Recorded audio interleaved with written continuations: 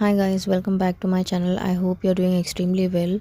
So in this video I'll give you a quick review of Charlotte Tilbury Airbrush Foundation in shade Neutral 6. I got this during pink sale.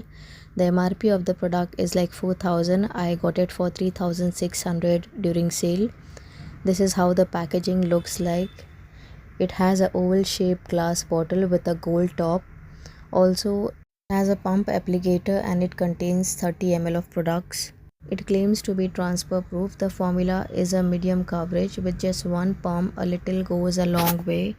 I don't know about dry skin people, but it blends on my skin so well as I have a oily skin. It lasts on my skin like more than 8 hours, so it's a must buy for people who have oily skin. Choose according to your right shade. You can clearly see the difference on my hands. For me it's worth buying. You can give it a try.